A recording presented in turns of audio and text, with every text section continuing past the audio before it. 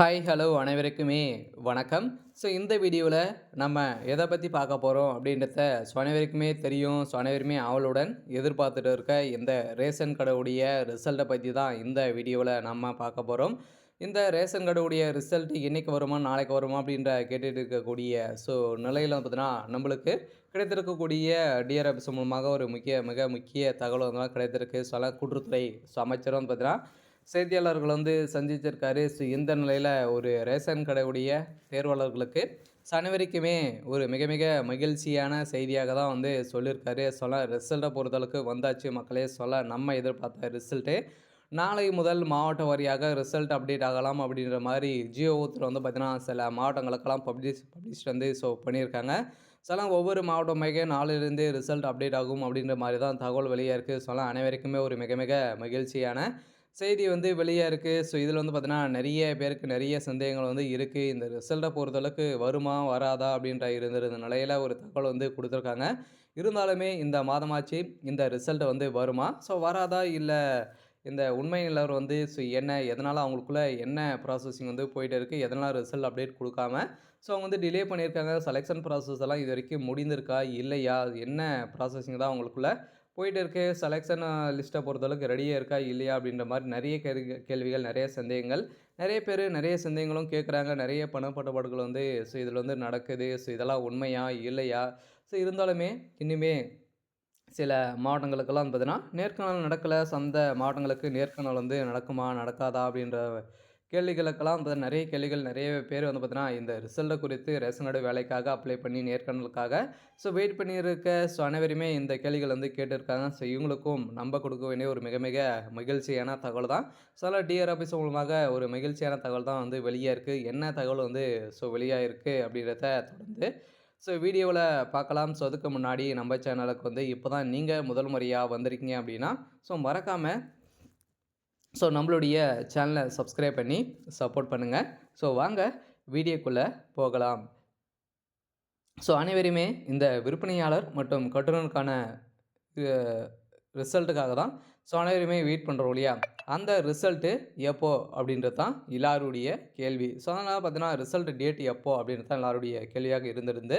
அதனால் பார்த்தீங்கன்னா நாளை முதல் ரிசல்ட் அப்டேட் ஆகும் அப்படின்ற மாதிரி சொல்லியிருக்காங்க. அப்படி இல்லை அப்படின்னா கன்ஃபார்மாக வந்து பார்த்தீங்கன்னா திங்கட்கிழமையிலேருந்தே மாவட்ட வாரியாக ரிசல்ட் வெளியாக போகுது. அதனால் இந்த ரிசல்ட்டை குறித்து டிஆர் ஆஃபீஸ் மூலமாக கிடைக்கப்பட்ட தகவலின் படி வந்து பார்த்தீங்கன்னா சில மாவட்டங்களுக்கெல்லாம் இன்று ஜியோ உத்தரவு வந்து பார்த்தீங்கன்னா இரவுக்குள்ளே வரும் அப்படின்ற மாதிரி தான் எதிர்பார்க்கப்பட்டு இருக்குது அப்படின்ற மாதிரி நம்மளுக்கு டிஆர் ஆஃபீஸ் மூலமாக அஃபீஷியலாகவே ஒரு தகவல் வெளியாக இருக்குது. அதெல்லாம் பார்த்தீங்கன்னா நம்ம எதிர்பார்த்த ரிசல்ட்டை கொடுக்க போகிறாங்க அப்படின்றது தான் எல்லாருடைய மகிழ்ச்சியில் வந்து இருக்காங்க இல்லையா? அதனால் ரிசல்ட்டு ஏதாச்சும் ஒரு மாவட்டத்துக்கு அப்டேட் கொடுத்துட்டாங்க அப்படின்னா அதுக்கப்புறம் மாவட்ட வாரியாக நம்மளுக்கு ரிசல்ட்டு பப்ளிஷ்டு வந்து ஆகிட்டே வந்து இருக்கும். இந்த வேலையை பொறுத்தவரைக்கும் அனைவருமே அவளுடன் அப்ளை பண்ணிட்டீங்க. இந்த ரிசல்ட்டுக்காக தான் 2 மாத காலங்களவே நம்மளுக்கு வந்து கொடுக்காம இழுக்கடிச்சிட்டே வந்து இருக்காங்க. அதனால் அவங்களுக்குள்ள என்ன ப்ராசஸிங் தான் போயிட்டு இருக்குது அப்படின்ற மாதிரி எந்த ஒரு தகவலுமே கொடுக்க மாட்றாங்க. இருந்தாலுமே செலெக்ஷன் லிஸ்ட்டெல்லாம் ரெடியாக இருக்கா இல்லையா அப்படின்றது எல்லாருடைய கேள்வியாக இருக்கு இல்லையா? செலெக்ஷன் லிஸ்ட்டெல்லாம் வந்து பார்த்தீங்கன்னா இப்போ தான் வந்து பார்த்தீங்கன்னா 90, 95% வந்து முடித்திருக்கோம் அப்படின்ற மாதிரி சொல்லியிருக்காங்க. ஏன் அப்படின்னா கூட்டுறவுத்துறை அமைச்சர் பேசியிருந்தார்.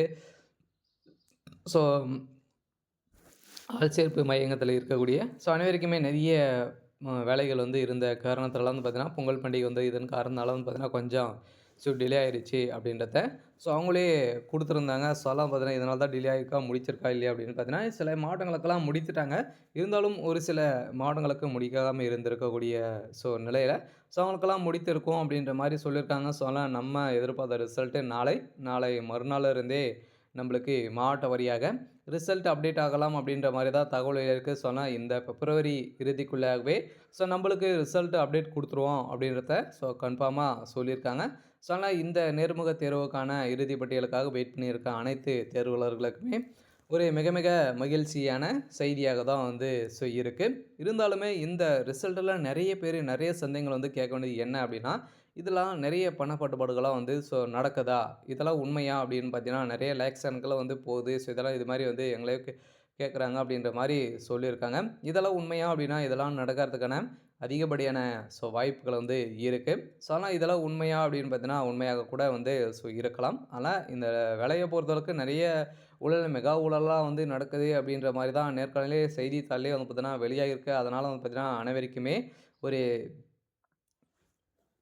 பெரிய சந்தேகங்களே வந்து எழுந்திருக்கு. ஆனால் இந்த வேலைக்கு அப்ளை பண்ணியிருக்கிறதுக்கு அனைவருக்குமே நிறைய சந்தேகங்கள் வந்து இருக்கு.